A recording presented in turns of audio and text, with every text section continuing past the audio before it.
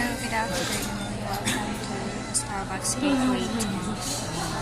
Hinihintay namin si Panganay. Kasama ko si Bunso at si second daughter. Ayun, umorder pa ng kape. Andito kami sa Starbucks dahil mag-charge ako. Ito ka na. Ano, magta-time zone kayo? Hindi na.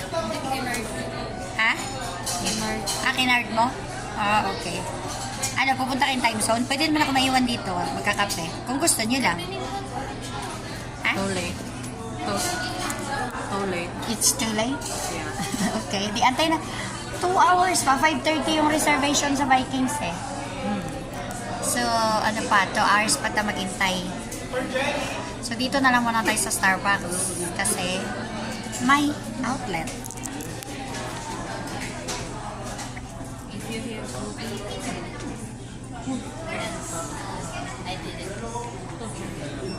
Yan si second daughter, yun ako.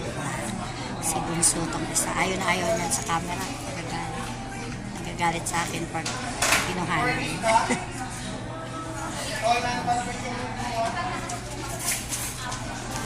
Ang magalit, say hi. Say hi.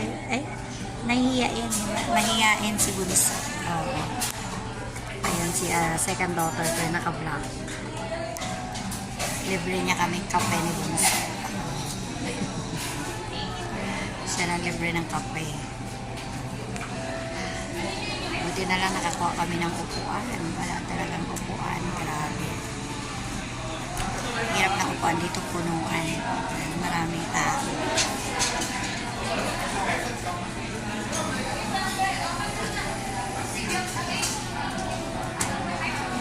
May mga upuan naman, kaya lang walang outlet. Siyempre, naghahanap ako ng upuan na may outlet para makapag-charge.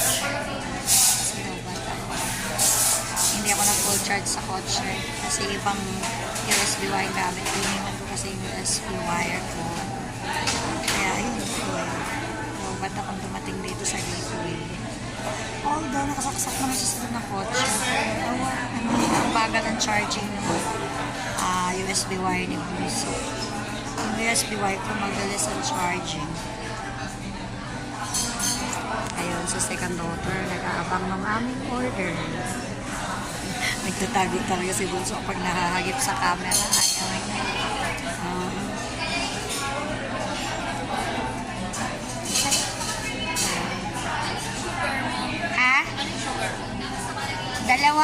Dalawang brown sugar, isang Splenda, at saka yung milk on the side.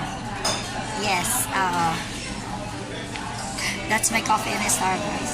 Milk on the side with 1 Splenda and 2 brown sugar.